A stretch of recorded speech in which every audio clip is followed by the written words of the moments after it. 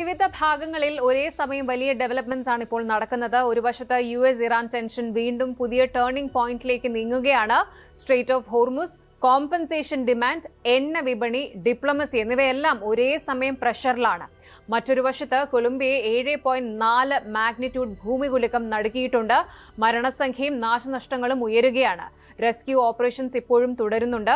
അതായത് ജിയോ പോളിറ്റിക്സ് മുതൽ പ്രകൃതി ദുരന്തങ്ങൾ വരെ ലോകം ഇപ്പോൾ പലതരത്തിലുള്ള പ്രതിസന്ധികളിലൂടെയാണ് കടന്നു പോകുന്നത്. മിഡിൽ ഈസ്റ്റ് രാഷ്ട്രീയത്തെ മാറ്റിമറിക്കുന്ന പുതിയ സൈനിക സഖ്യങ്ങൾ, അതീവ സുരക്ഷാ മേഖലകളെ പോലും ഞെട്ടിച്ച ഹൈടെക് ചാരപ്പണികൾ, ഹോളിവുഡ് സിനിമാ ലെവൽ അട്ടിമറി നാടകങ്ങൾ, വൻ ശക്തികൾ തമ്മിലുള്ള വാക്കേറ്റങ്ങൾ, ഒപ്പം വൻ പ്രകൃതി ദുരന്തം. അങ്ങനെ ലോകമെമ്പാടും സങ്കീർണവും വേഗതയിലുമുള്ള മാറ്റങ്ങളാണ് കഴിഞ്ഞ മണിക്കൂറുകളിൽ സംഭവിച്ചുകൊണ്ടിരിക്കുന്നത്. ഓരോന്നും പരിശോധിക്കാം. വെൽക്കം ടു ലോക.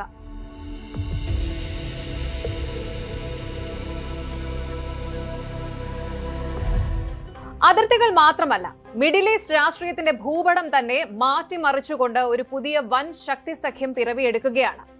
ആഗോള സൈനിക സമവാക്യങ്ങളപ്പാടെ തിരുത്തിക്കുറിക്കുന്ന ഏറ്റവും വലിയൊരു ജിയോ പൊളിറ്റിക്കൽ വിപ്ലവത്തിനാണ് ലോകം കഴിഞ്ഞ ദിവസങ്ങളിൽ സാക്ഷ്യം വഹിച്ചത്. ഒരു ഇസ്ലാമിക് നേറ്റോ രൂപപ്പെടുന്നു എന്ന വാർത്തകൾ ഇതിനോടകം നമ്മൾ എല്ലാവരും കേട്ടതാണ്. മുസ്ലിം ലോകത്തെ 3 വൻ ശക്തികൾ സൗദി അറേബ്യ, തുർക്കി, പാകിസ്ഥാൻ ഒന്നിച്ചിരുന്ന സൗദിയിലെ വിശുദ്ധ നഗരമായ മെക്കയിൽ വെച്ച് ഒരു ചരിത്രപരമായ പ്രതിരോധ കരാറിൽ ഒപ്പുവച്ചിരിക്കുകയാണ്. പേര് Mecca joint defence agreement.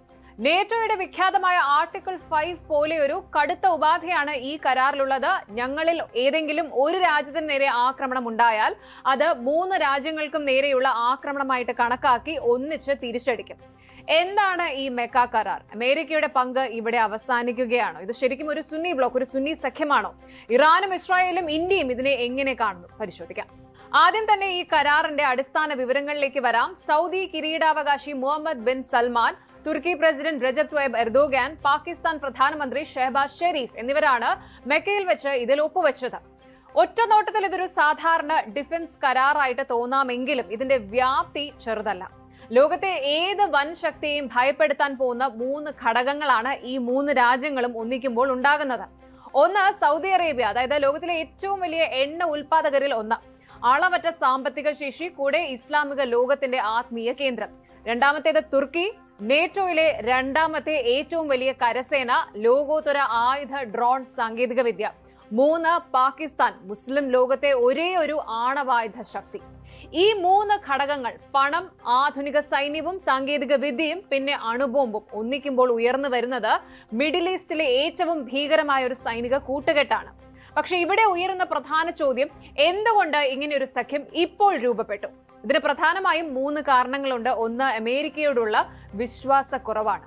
പതിറ്റാണ്ടുകളായിട്ട് Gulf രാജ്യങ്ങളുടെ സുരക്ഷ നോക്കിയിരുന്നത് അമേരിക്കയായിരുന്നു. എന്നാൽ ഡൊണാൾഡ് ട്രംപിന്റെ അമേരിക്കൻ ഭരണകൂടം സ്വീകരിക്കുന്ന അമേരിക്ക ഫസ്റ്റ് നയങ്ങളും വിദേശ യുദ്ധങ്ങളിൽ നിന്ന് പിന്മാറാനുള്ള തീരുമാനങ്ങളുമൊക്കെ സൗദിയെയും മറ്റ് ഗൾഫ് രാജ്യങ്ങളെയും ചിന്തിപ്പിച്ചു. സ്വന്തം സുരക്ഷയ്ക്ക് അമേരിക്കയെ മാത്രം വിശ്വസിച്ചാൽ പണി കിട്ടുമെന്ന് അവർ തിരിച്ചറിഞ്ഞു. രണ്ടാമത്തേത് ഇറാന്റെയും ഹൂതികളുടെയും ഭീഷണിയാണ്. സമീപകാലത്ത് ഇറാനുമായിട്ട് ബന്ധപ്പെട്ട സംഘർഷങ്ങളും ഗൾഫ് മേഖലയിലുണ്ടായ ഡ്രോൺ മിസൈൽ ആക്രമണങ്ങളും സൗദിയുടെ അടിസ്ഥാന സൗകര്യങ്ങൾക്ക് വലിയ ഭീഷണിയായിരുന്നു. ഇതിനെ പ്രതിരോധിക്കാൻ ശക്തമായൊരു പ്രാദേശിക സഖ്യം സൗദിക്ക് അത്യാവശ്യമായിരുന്നു. ഇനി 3ാമത്തെ കാരണം എന്ന് പറയുന്നത് ഇസ്രായേലിന്റെ വികാസമാണ്. അതായത് സിറിയൽ അസദ് ഭരണകൂടം തകർന്നതിന് ശേഷം മേഖലയിൽ ഇസ്രായേൽ നടത്തുന്ന സൈനിക ഇടപെടലുകൾ തുർക്കിയെയും മറ്റ് അറബ് രാജ്യങ്ങളെയും വലിയ രീതിയിൽ ആശങ്കപ്പെടുത്തുന്നുണ്ട്. ഈ ഒരു ശക്തി സമവാക്യം തടുക്കാൻ വേണ്ടി എർദോഗാന് ഒരു ഏഷ്യൻ അറബ് സഖ്യം ആവശ്യമായിരുന്നു.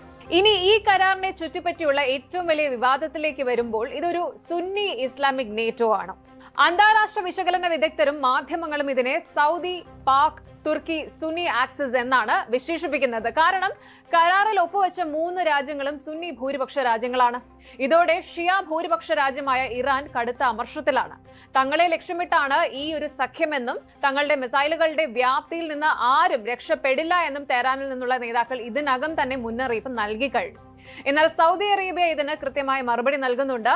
ഇത് സൗദി നയതന്ത്രജ്ഞൻ പറയുന്നത് ഇതൊരു മതവിഭാഗീയതയുടെയോ അല്ലെങ്കിൽ മതപരമായ കൂട്ടുകെട്ടിന്റെയോ ഭാഗമല്ല, കേവലം ആത്മരക്ഷയ്ക്കുള്ള പ്രതിരോധ സഹകരണം മാത്രമാണ്. ഇത് ആർക്കും എതിരല്ല, മറ്റു രാജ്യങ്ങൾക്കും ഇതിലേക്ക് സ്വാഗതം. ഇനി ഈ ചിത്രത്തിൽ ഈജിപ്തും UAEയും എവിടെ വരും? രസകരമായ കാര്യം, ഈജിപ്തിനെ ഈ ചർച്ചകളിൽ ഉൾപ്പെടുത്തിയിരുന്നെങ്കിലും നിലവിൽ അവർ കരാറിൽ ഒപ്പുവെച്ചിട്ടില്ല. അതുപോലെ UAE ഇറാന്റെ കാര്യത്തിൽ കുറച്ചുകൂടി മയമുള്ള നയതന്ത്രപരമായ സമീപനം സ്വീകരിക്കാനാണ് താല്പര്യപ്പെടുന്നത്. ഇത് വ്യക്തമാക്കുന്നത് മുസ്ലിം ലോകം മുഴുവൻ ഈ സഖ്യത്തിന് പിന്നിൽ ഒറ്റക്കെട്ടല്ല എന്നാണ്. ഇനി ഇന്ത്യയുടെ കോണിൽ നിന്ന് ഇതിനെ നോക്കിക്കാണാം. അപ്പോൾ നോക്കേണ്ടത് ഇന്ത്യക്ക് ഇത് ഭീഷണിയാണോ എന്നാണ്. പാകിസ്ഥാനും തുർക്കിയും സൗദിയുമായിട്ട് കൈകോർക്കുന്നത് ഇന്ത്യയിൽ ചില ആശങ്കകൾ ഉണ്ടാക്കുന്നുണ്ട് എന്നത് സത്യമാണ്. കാരണം പാകിസ്ഥാനും തുർക്കിയും കാശ്മീർ വിഷയത്തിൽ അടക്കം ഇന്ത്യക്കെതിരെ പലപ്പോഴും നിലപാടുകൾ എടുത്തിട്ടുള്ള രാജ്യങ്ങളാണ്. പാകിസ്ഥാന് സൈനികമായും സാമ്പത്തികമായും ഇതിലൂടെ കൂടുതൽ പിന്തുണ ലഭിച്ചേക്കാം. പക്ഷേ വിദഗ്ധർ പറയുന്നത് മറിച്ചാണ്. സൗദി അറേബ്യയ്ക്ക് ഇന്ത്യയുമായിട്ട് കോടികളുടെ വ്യാപാരവും മികച്ച നയതന്ത്ര ബന്ധവുമുണ്ട്. ഇന്ത്യയെ പിണക്കിക്കൊണ്ട് ഉള്ള ഒരു നീക്കത്തിനും സൗദി കൂട്ടുനിൽക്കില്ല. മാത്രമല്ല, ഈ കരാർ പ്രധാനമായും മിഡിൽ ഈസ്റ്റിലെ സുരക്ഷാ ഭീഷണികൾ നേരിടാനാണ്, അല്ലാതെ ഇന്ത്യക്കെതിരെ ഉപയോഗിക്കാനുള്ളതല്ല എന്ന് സൗദി ഉറപ്പ് നൽകുന്നുണ്ട്. എന്നാൽ പടിഞ്ഞാറൻ രാജ്യങ്ങൾക്കും ഇസ്രായേലിനും ഇത് വലിയൊരു തലവേദനയാണ്. പ്രത്യേകിച്ച് അണുബോംബുള്ള പാകിസ്ഥാന്റെ പ്രതിരോധ നിഴൽ മിഡിൽ ഈസ്റ്റിലേക്ക് വികസിക്കുന്നത് ഇസ്രായേൽ വലിയ ഭീഷണിയായിട്ട് കാണുന്നുണ്ട്. ചുരുക്കി പറഞ്ഞാൽ മെക്ക ജോയിന്റ് ഡിഫൻസ് എഗ്രിമെന്റ് എന്നത് കേവലം ഒരു കടലാസ് കരാറല്ല. അമേരിക്കൻ ആധിപത്യം കുറയുന്ന ഒരു പോസ്റ്റ് അമേരിക്കൻ മിഡിൽ ഈസ്റ്റിൽ സ്വന്തം സുരക്ഷ സ്വന്തം കൈകളിൽ എടുക്കാൻ ഗൾഫ് രാജ്യങ്ങൾ നിർബന്ധിതരാകുന്നു എന്നതിന്റെ വ്യക്തമായ തെളിവാണിത്. പക്ഷേ ഈ 3 രാജ്യങ്ങൾക്കും വെവ്വേറെ വിദേശ നയങ്ങളും താല്പര്യങ്ങളുമാണുള്ളത്. നേറ്റോയെ പോലെ ഏകീകൃതമായ ഒരു സൈനിക കമാൻഡ് ഇല്ലാതെ എത്രത്തോളം കാലം ഈ സഖ്യത്തിന് മുന്നോട്ട് പോകാനാകുമെന്നത് കണ്ടറിയണം. ഒരു രാജ്യത്തിന്റെ മിലിറ്ററി ഡ്രോണിനെ ഹാക്ക് ചെയ്യാൻ ആദ്യം അതിന്റെ കൺട്രോൾ സിസ്റ്റം തകർക്കണമെന്നില്ല. ചിലപ്പോൾ അതിലെ ഒരു ചെറിയ ക്യാമറ കോമ്പണന്റ് മതി. ഇപ്പോൾ ബ്രിട്ടനിൽ നിന്നാണ് അത്തരം ഒരു വലിയ സുരക്ഷാ പ്രതിസന്ധി പുറത്തു വരുന്നത്. സ്വന്തം രാജ്യത്തെ ഏറ്റവും പ്രമുഖരായ സ്പെഷ്യൽ ഫോഴ്സ് കമാൻഡോകൾ ഏറ്റവും രഹസ്യമായിട്ട് നടത്തുന്ന പരിശീലനങ്ങളും മീറ്റിംഗുകളും ചൈനയിലെ ബീജിംഗിലിരുന്ന് ചൈനീസ് ഇന്റലിജൻസ് കാണുന്നുണ്ടായിരുന്നു. UK പ്രതിരോധ മന്ത്രാലയം അതിനൂതന സാങ്കേതിക വിദ്യയോടെ പണം കൊടുത്ത് വാങ്ങിയ K3 സ്കൗട്ട് ഡ്രോൺ ബോട്ടുകളിൽ ഘടിപ്പിച്ച ക്യാമറകൾ ഒരു ചൈനീസ് IP അഡ്രസ്സിലേക്ക് നിരന്തരം രഹസ്യ സന്ദേശങ്ങൾ അയക്കുന്നതായിട്ട് കണ്ടെത്തിയിരിക്കുന്നു. വാർത്ത പുറത്തു വന്നതോടെ ബ്രിട്ടനിലെ പ്രതിരോധ മേഖല ഒന്നടങ്കം നടുക്കത്തിലാണ്. എന്താണ് ശരിക്കും സംഭവിച്ചത്? ബ്രിട്ടന്റെ സുരക്ഷാ വിവരങ്ങൾ ചോർന്നോ? ഈ ചൈനീസ് ക്യാമറകൾ ഡ്രോണിൽ എങ്ങനെ എത്തി? പൂർണ്ണ വിവരങ്ങളൊന്നും നോക്കാം. ആദ്യം തന്നെ ഈ സംഭവത്തിലെ താരം ആരാണ് എന്ന് നോക്കാം. അത് K3 scout uncrewed surface vessel. British defence കമ്പനിയായ ക്രാക്കൻ ടെക്നോളജി ഗ്രൂപ്പ് വികസിപ്പിച്ചെടുത്ത ഏറ്റവും ആധുനികമായിട്ടുള്ള ഒരു ഡ്രോൺ ബോട്ടാണിത്. മണിക്കൂറിൽ 100 കിലോമീറ്ററിലധികം വേഗതയിൽ സഞ്ചരിക്കാൻ കഴിയുന്ന, കടലിൽ 30 ദിവസത്തോളം തുടർച്ചയായിട്ട് സർവീസ് നടത്താൻ ശേഷിയുള്ള മോഡ്യുലർ ഡിവൈസ്. ബ്രിട്ടന്റെ റോയൽ നേവി 2026 മാർച്ചിൽ തങ്ങളുടെ പ്രോജക്ട് ബീഹൈവ് വഴിയാണ് ഏകദേശം 12.3 മില്യൺ പൗണ്ട്, ഏകദേശം 130 കോടിയോളം രൂപ ചെലവഴിച്ച് 20 ഡ്രോൺ ബോട്ടുകൾ വാങ്ങുന്നത്. ബ്രിട്ടന്റെ ഏറ്റവും എലീറ്റ് സ്പെഷ്യൽ ഫോഴ്സ് യൂണിറ്റ് ആയ 47 കമാൻഡോയും സ്പെഷ്യൽ ബോട്ട് സർവീസ് SBS കമാൻഡോകളുമാണ് ഈ വർഷം മാർച്ച് മുതൽ ഈ ഡ്രോൺ ഉപയോഗിച്ചിരുന്നത്. ബ്രിട്ടീഷ് നേവി ഇതിനെ ഒരു വലിയ ട്രാൻസ്ഫോർമേഷന്റെ ഭാഗമായാണ് കാണുന്നത്. അതായത് ഭാവിയിൽ നേവിയിൽ മാൻഡ് വാർഷിപ്സ് മാത്രം ഉണ്ടാകില്ല, ക്രൂഡ് ഷിപ്സും അൺമാൻഡ് ബോട്ടുകളും ഓട്ടോണമസ് സിസ്റ്റംസ് ഇവയെല്ലാം ഒരുമിച്ച് ഓപ്പറേറ്റ് ചെയ്യുന്ന ഒരു ഹൈബ്രിഡ് നേവിയാണ് ലക്ഷ്യം. Second sea lord vice admiral Paul Beattie പോലും ഈ അക്വിസിഷനെ റോയൽ നേവിയുടെ ഹൈബ്രിഡ് നേവി ജേർണിയിലെ സിഗ്നിഫിക്കന്റ് മൈൽ സ്റ്റോൺ ആയിട്ടാണ് വിശേഷിപ്പിച്ചത്. അപ്പോൾ K3 സ്കൗട്ട് എന്നത് ഒരു പരീക്ഷണ നീക്കമല്ല. ബ്രിട്ടന്റെ ഭാവി യുദ്ധങ്ങളിൽ വലിയ പ്രതീക്ഷ വെക്കുന്ന ഓട്ടോണമസ് മിലിറ്ററി പ്ലാറ്റ്ഫോമാണിത്. സ്ട്രേറ്റ് ഓഫ് ഹോർമൂസ് പോലെയുള്ള തന്ത്രപ്രധാനമായ കടലിടുക്കുകളിൽ പാട്രോളിംഗിനും നിരീക്ഷണത്തിനും സുരക്ഷ ഉറപ്പാക്കുന്നതിനുമായിരുന്നു ഇത് രൂപകൽപ്പന ചെയ്തത്. എന്നാൽ കാര്യങ്ങൾ മാറി മറിഞ്ഞത് അടുത്തിടെയാണ്. UK ഡിഫൻസ് മിനിസ്ട്രി തങ്ങളുടെ മിലിറ്ററി ഉപകരണങ്ങളിൽ നടത്തിയ ഒരു സാധാരണ റൂട്ടീൻ സൈബർ വൾണറബിലിറ്റി അസസ്മെന്റിലാണ് ഈ ഞെട്ടിക്കുന്ന സത്യം പുറത്തുവരുന്നത്. K3 സ്കൗട്ടുകളിൽ ഉപയോഗിച്ചിരുന്ന ക്യാമറാസിന്റെ ചില കോമ്പണന്റ്സ് ചൈനയിൽ നിർമ്മിച്ചതായിരുന്നു. ഈ ക്യാമറാസ് ഒരു തേർഡ് പാർട്ടി സപ്ലയർ വഴിയാണ് പ്ലാറ്റ്ഫോമിലേക്ക് വന്നത്. റൂട്ടീൻ സൈബർ വൾണറബിലിറ്റി അസസ്മെന്റ് നടത്തുന്നതിനിടയിലാണ് ബ്രിട്ടീഷ് ഒഫീഷ്യൽസ് ഒരു അസാധാരണ കമ്മ്യൂണിക്കേഷൻ കണ്ടെത്തിയത്.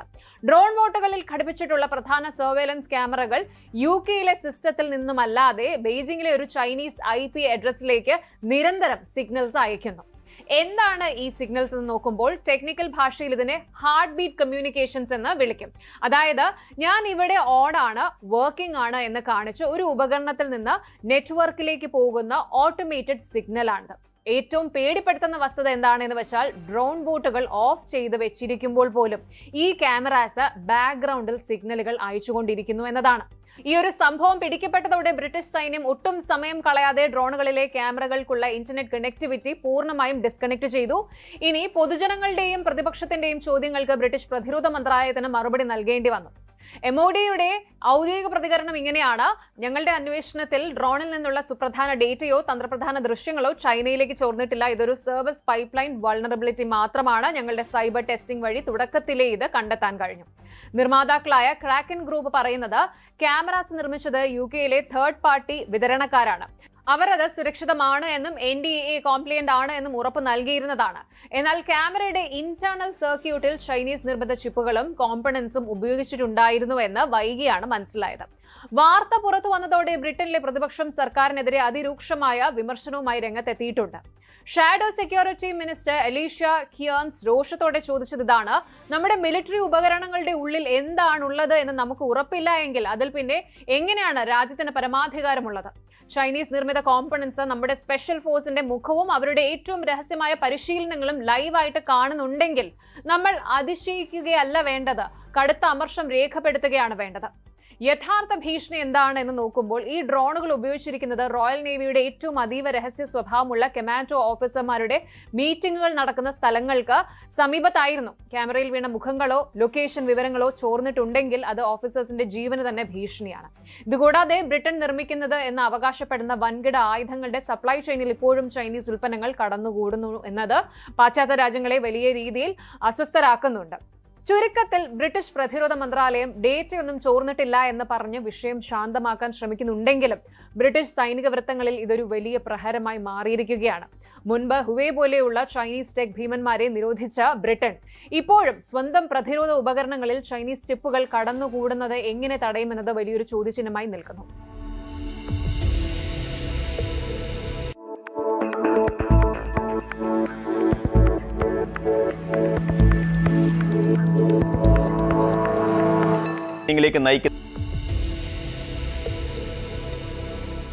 ഒരു ഹോളിവുഡ് സ്പൈ ത്രില്ലർ സിനിമയെ പോലും തോൽപ്പിക്കുന്ന രീതിയിലുള്ള അതീവ രഹസ്യമായ ഒരു എസ്കേപ്പ് ഓപ്പറേഷന്റെ കഥയാണ് ഇന്ന് നമ്മൾ സംസാരിക്കുന്നത്.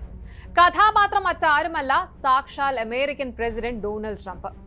തുർക്കിയിലെ അങ്കാറയിൽ വെച്ച് നടന്ന നേറ്റോ ഉച്ചകോടിക്ക് ശേഷം ബ്രിട്ടനിലേക്ക് മടങ്ങാൻ തുനിഞ്ഞ ട്രംപിന് നേരെ ഇറാന്റെ പ്രോക്സി ഗ്രൂപ്പുകളുടെ കടുത്ത വധഭീഷണിയുണ്ട് എന്ന രഹസ്യാന്വേഷണ വിവരം ലഭിക്കുന്നു.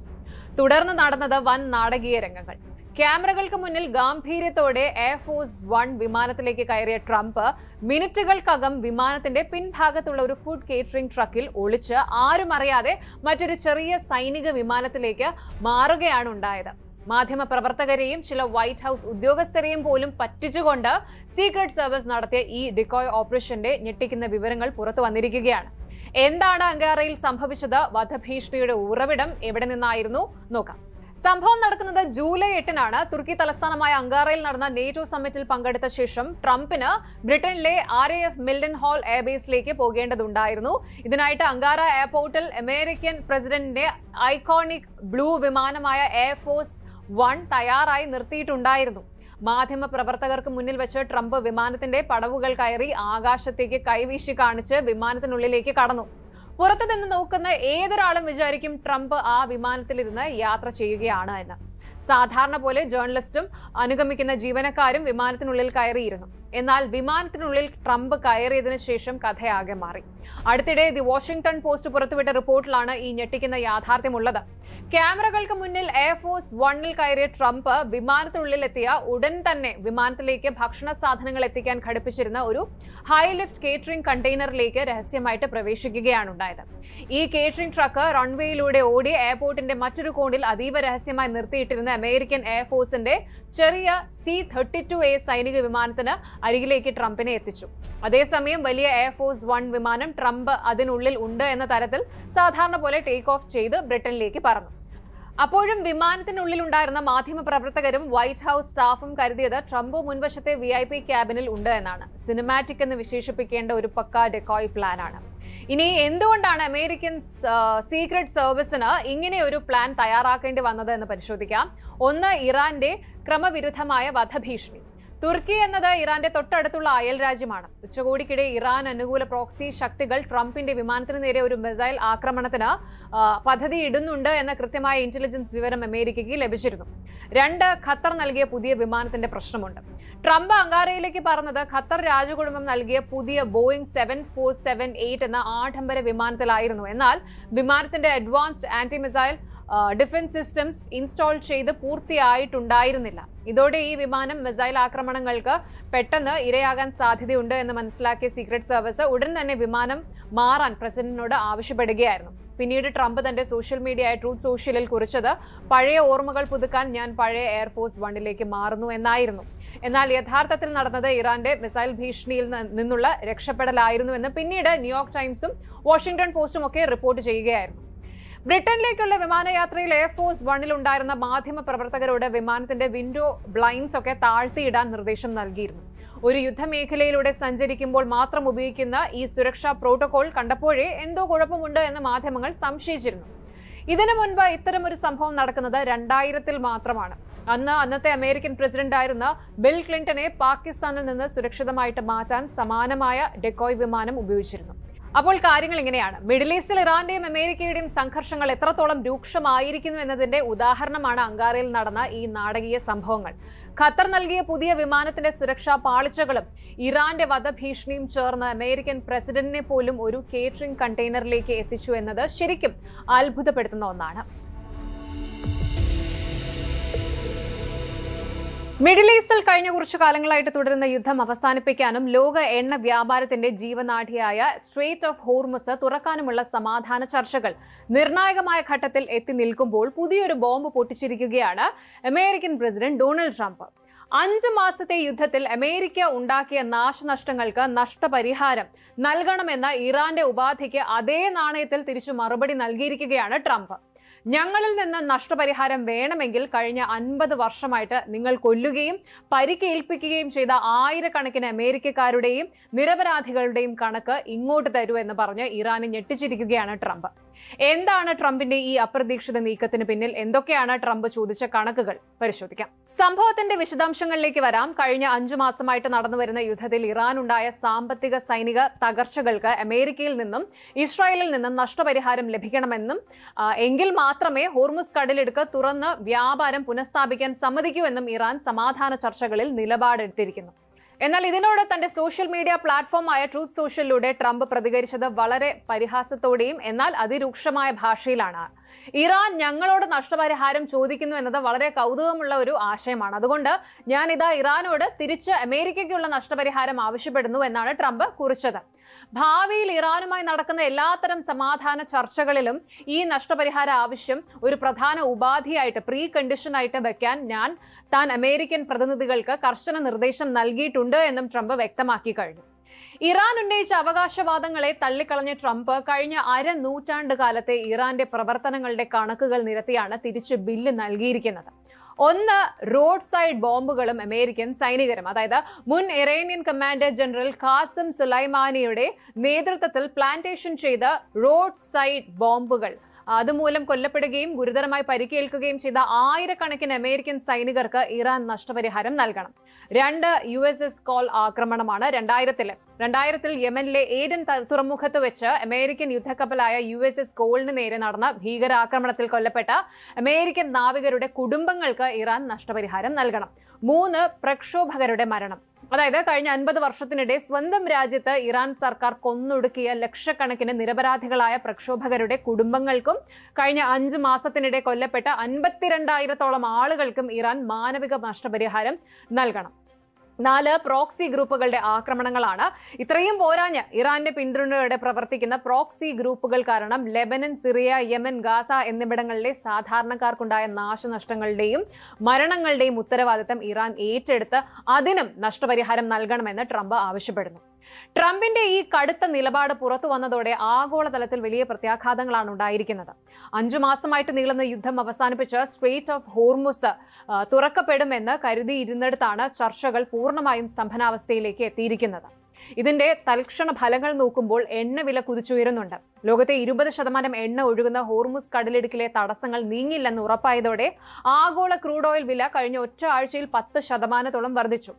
അടുത്തത് അമേരിക്കയുടെ കടലിടുക്ക് നിയന്ത്രണം. അതായത് സ്ട്രേറ്റ് ഓഫ് ഹോർമുസിൽ ഇറാൻ സ്ഥാപിച്ച മൈനുകൾ അമേരിക്കൻ നാവികസേന മാറ്റിയെന്നും ഇപ്പോൾ കടലിടുക്കിന്റെ പൂർണ്ണ നിയന്ത്രണം തങ്ങൾക്കാണ് എന്നും ട്രംപ് വൈറ്റ് ഹൌസിൽ വ്യക്തമാക്കി.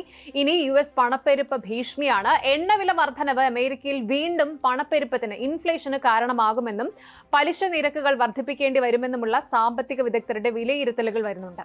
അതായത് നയതന്ത്ര ചർച്ചകളിൽ വിട്ടുവീഴ്ചകൾക്ക് തയ്യാറാകാതെ ഇറാനെ പൂർണ്ണമായും സമ്മർദ്ദത്തിലാക്കുന്ന ടെക്നിക്കാണ് ട്രംപ് ഇവിടെ പയറ്റുന്നത്. തങ്ങളെ തകർക്കാൻ ശ്രമിച്ചവർക്ക് സാമ്പത്തിക നഷ്ടപരിഹാരം കൊടുക്കേണ്ടി വരുമെന്ന് ഇറാൻ വിചാരിച്ചപ്പോൾ അതിലും വലിയൊരു ബില്ല് അവരുടെ കയ്യിലേക്ക് കൊടുത്ത് ചർച്ചകളുടെ ദിശ തന്നെ ട്രംപ് മാറ്റിമറിച്ചു. എന്നാൽ ഈ പിടിവാശി മിഡിൽ ഈസ്റ്റ് യുദ്ധം കൂടുതൽ നീണ്ടുപോകാനും എണ്ണവില വർദ്ധിച്ച് ഇന്ത്യ അടക്കമുള്ള രാജ്യങ്ങൾക്ക് അത് വലിയ സാമ്പത്തിക ഭാരമാകാനും വഴിവെച്ചേക്കാം. 4 മിനിറ്റോളം ഭൂമി കുലുങ്ങി. പിന്നെ കൊളംബിയയിലെ പല നഗരങ്ങളിലും കാണാൻ കഴിഞ്ഞത് ഒരേ കാഴ്ച. തകർന്ന കെട്ടിടങ്ങൾ, ആശുപത്രികളിൽ നിന്ന് പുറത്തേക്ക് ഓടുന്ന ആളുകൾ, അവശിഷ്ടങ്ങൾക്കിടയിൽ കുടുങ്ങിക്കിടക്കുന്നവർ. ഇതൊരു സാധാരണ ഭൂമികുലുക്കമായിരുന്നില്ല. 7.4 തീവ്രത. കൊളംബിയ കണ്ട 21ാം നൂറ്റാണ്ടിലെ ഏറ്റവും ശക്തമായ ഭൂമികുലുക്കം. ഇപ്പോൾ പുറത്തുവരുന്ന ഏറ്റവും പുതിയ കണക്കുകൾ പ്രകാരം 130-ലധികം പേർക്ക് ജീവൻ നഷ്ടപ്പെട്ടു. 570-ലധികം പേർക്ക് പരിക്കേറ്റു. ഇനിയും ആളുകൾ അവശിഷ്ടങ്ങൾക്കടിയിൽ കുടുങ്ങിക്കിടക്കുന്നുണ്ട് എന്ന ആശങ്ക തുടരുകയാണ്. റെസ്ക്യൂ ടീംസ് രാത്രിയും പകലും സെർച്ച് ഓപ്പറേഷൻസ് നടത്തുകയാണ്. പക്ഷേ ഈ ഭൂമികുലുക്കത്തിന്റെ ഏറ്റവും ഞെട്ടിക്കുന്ന കാര്യം മാഗ്നിറ്റ്യൂഡ് മാത്രമല്ല. 107 കിലോമീറ്ററോളം ആഴത്തിലുണ്ടായ ഭൂകമ്പം ഇത്രയും വലിയ ഡിസ്ട്രക്ഷൻ ഉണ്ടാക്കിയതെങ്ങനെ? അത് മനസ്സിലാക്കാൻ കൊളംബിയയുടെ ജോഗ്രഫി മുതൽ ഈ ഡിസാസ്റ്ററിന്റെ ഗ്രൗണ്ട് റിയാലിറ്റി വരെ നോക്കണം. എന്താണ് കൊളംബിയയിലെ നിലവിലെ അവസ്ഥ? ഏറ്റവും പുതിയ വിവരങ്ങൾ അടങ്ങിയ ഗ്രൗണ്ട് റിപ്പോർട്ട് പരിശോധിക്കാം. ദക്ഷിണ അമേരിക്കൻ രാജ്യമായ കൊളംബിയയിൽ നിന്ന് വരുന്നത് അതിദാരുണവും നടുക്കുന്നതുമായിട്ടുള്ള വിവരങ്ങളാണ്. 21ാം നൂറ്റാണ്ടിൽ കൊളംബിയ കണ്ട ഏറ്റവും വലിയ ഭൂകമ്പത്തിനാണ് രാജ്യം കഴിഞ്ഞ മണിക്കൂറുകളിൽ സാക്ഷ്യം വഹിച്ചത്. റിക്ടർ സ്കെയിലിൽ 7.4 തീവ്രത രേഖപ്പെടുത്തിയ ഈ വൻ ഭൂചലനത്തിൽ മരണസംഖ്യ 130 കടന്നിരിക്കുകയാണ്. 500-ലധികം ആളുകൾക്ക് ഗുരുതരമായി പരിക്കേൽക്കുകയും 3000-ലധികം പേരെ കാണാതാവുകയും ചെയ്തിട്ടുണ്ട്. നഗരങ്ങൾ ഒന്നടങ്കം തകർന്നു വീണു. ആശുപത്രി കെട്ടിടങ്ങൾ നിലംപൊത്തി. ആകാശത്തോളം ഉയർന്ന പൊടിപടലങ്ങൾക്കിടയിൽ സ്വന്തക്കാരെ തിരയുന്ന മനുഷ്യരുടെ കാഴ്ചകൾ ലോക മനസാക്ഷിയെ തന്നെ പിടിച്ചുലയ്ക്കുകയാണ്. കൊളംബിയൻ പ്രസിഡന്റ് നാഷണൽ എമർജൻസി പ്രഖ്യാപിച്ചു കഴിഞ്ഞു. തിങ്കളാഴ്ച പ്രാദേശിക സമയം രാവിലെ 7:34 പടിഞ്ഞാറൻ കൊളംബിയൻ പ്രവിശ്യയായ ചോക്കോയിലെ സാനോസെ ഡെൽ പാൾമർ എന്ന പ്രദേശത്ത് ഭൂചലനം അനുഭവപ്പെടുന്നത്. തലസ്ഥാനമായ ബൊഗോട്ടയിൽ നിന്ന് ഏകദേശം 280 മുതൽ 400 കിലോമീറ്റർ വരെ അകലെയാണ് ഈ പ്രദേശം. US ജിയോളജിക്കൽ സർവേയുടെ കണക്ക് പ്രകാരം ഭൂമിക്കടിയിൽ 107 കിലോമീറ്റർ ആഴത്തിലാണ് ഭൂകമ്പത്തിന്റെ പ്രഭവ കേന്ദ്രം ഉണ്ടായിരുന്നത്. ഇതിന് പിന്നാലെ 4.85 തീവ്രതയുള്ള ശക്തമായ തുടർചലനങ്ങളും അനുഭവപ്പെട്ടു. കൊളംബിയയിൽ മാത്രമല്ല, അയൽരാജ്യങ്ങളായ ഇക്വഡോറിലും പനാമയിലും വെനസ്വേലയിലും വരെ ഈ ഒരു പ്രകമ്പനം വളരെ ശക്തമായിട്ട് അനുഭവപ്പെട്ടു. ഏറ്റവും വലിയ പ്രഹരമേറ്റത് കൊളംബിയയിലെ പ്രധാന നഗരങ്ങൾക്കാണ്. ഒന്ന് പെരേര. റൈസറാൾഡ പ്രവിശ്യയിലെ കോഫി റീജിയനിൽ സ്ഥിതി ചെയ്യുന്ന പെരേര നഗരത്തിലാണ് ഏറ്റവും കൂടുതൽ ആളുകൾ മരിച്ചത്. ഇവിടെ മാത്രം 60ഓളം മരണങ്ങളാണ് സ്ഥിരീകരിച്ചിട്ടുള്ളത്. 2 കാലി. കൊളംബിയയിലെ 3ാമത്തെ വലിയ നഗരമായ കാലിയിൽ 19ഓളം വലിയ ബഹുനില മന്ദിരങ്ങൾ പൂർണ്ണമായും നിലംപൊത്തി. ഏറ്റവും ദാരുണമായ സംഭവം നടന്നത് കാലി യൂണിവേഴ്സിറ്റി ഹോസ്പിറ്റലിലാണ്. ആശുപത്രിയുടെ 30% ഭാഗങ്ങൾ തകർന്നു വീണു. ഇതിൽ കുട്ടികളുടെ വിഭാഗവും ICUവും ഒക്കെ ഉൾപ്പെടുന്നുണ്ട്. രോഗികളും കുട്ടികളും ഇതിനിടയിൽ കുടുങ്ങിക്കിടക്കുന്നുണ്ട്. ഇനി മാനിസയിലും ക്വിബ്ഡോയും. ചോക്കോയുടെ പ്രാദേശിക തലസ്ഥാനമായ ക്വിബ്ഡോയിലും മാനിസാലയിലും ഡസൻ കണക്കിന് കെട്ടിടങ്ങളും വീടുകളും തകർന്നിട്ടുണ്ട്. തെരുവുകളിൽ കൊള്ളയടിക്കൽ തടയാൻ കാലി, മാനിസാലേസ്, അർമേനിയ നഗരങ്ങളിൽ അധികൃതർ കർഫ്യൂ പ്രഖ്യാപിച്ചിരിക്കുകയാണ്. നിലവിൽ പ്രദേശത്ത് വൻതോതിലുള്ള രക്ഷാപ്രവർത്തനങ്ങളാണ് നടക്കുന്നത്. കൊളംബിയൻ പ്രസിഡന്റ് അബെർലാഡോ ഡി ലാ എസ്പ്രിയല ദുരന്തബാധിത പ്രദേശങ്ങളിൽ നേരിട്ടെത്തി സ്ഥിതിഗതികൾ വിലയിരുത്തുകയാണ്. സൈന്യത്തെയും മിലിറ്ററി എഞ്ചിനീയർമാരെയും സ്നിഫർ ഡോഗുകളെയും രക്ഷാപ്രവർത്തനത്തിനായി പൂർണ്ണമായിട്ട് വിന്യസിച്ചിട്ടുണ്ട്.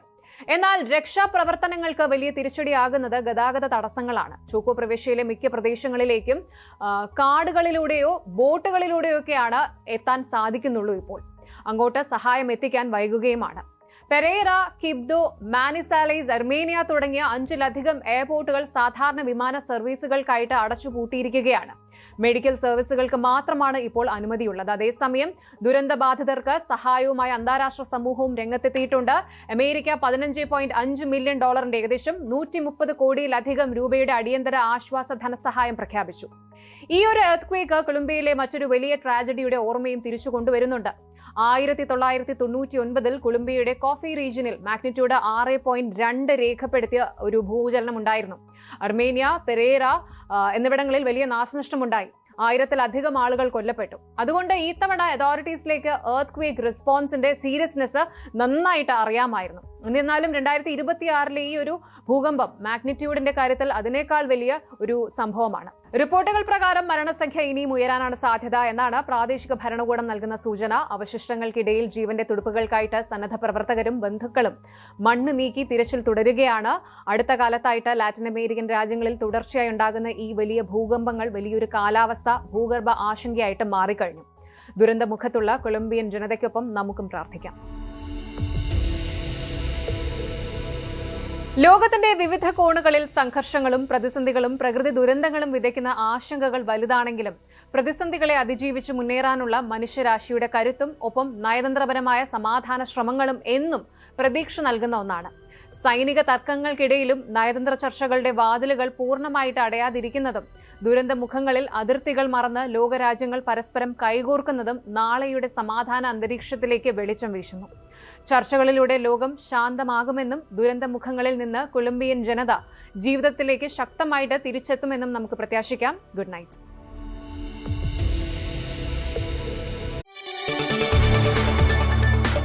കൂടുതൽ വാർത്തകൾക്ക് news 18 Keralam YouTube channel subscribe ചെയ്യുക.